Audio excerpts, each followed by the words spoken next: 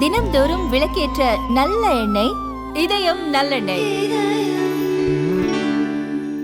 அஸ்ஸாமில் மீண்டும் பாஜக ஆட்சி அமைந்தவுடன் பொது சிவில் சட்டத்தை அமல்படுத்தியே தீர்வோம் என்று உள்துறை அமைச்சர் அமித்ஷா தெரிவித்துள்ளார்.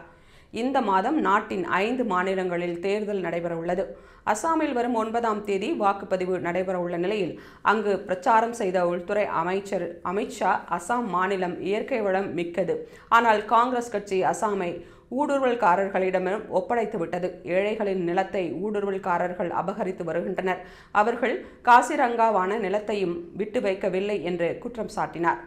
10 ஆண்டுகளில் ஊடுருவல்காரர்களிடமிருந்து 1,50,000 ஏக்கர் நிலத்தை பாஜக அரசு மீட்டெடுத்துள்ளது என்றும், மீண்டும் ஒருமுறை பாஜக ஆட்சி அமைந்தால் அஸ்ஸாம் முழுவதையும் ஊடுருவல்காரர்களிடமிருந்து மீட்டெடுக்க பாஜக பாடுபடும் என்றும் உறுதியளித்தார். மேலும், ஹிமந்த பிஸ்வ சர்மாவை மீண்டும் முதல்வராக்குங்கள், நாங்கள் ஒவ்வொரு ஊடுருவல்காரரையும் ஒருவர் பின் ஒருவராக வெளியேற்ற பாடுபடுவோம். அஸ்ஸாமில் ஊடுருவல்காரர்களின் எண்ணிக்கை அதிகரித்து வருகிறது.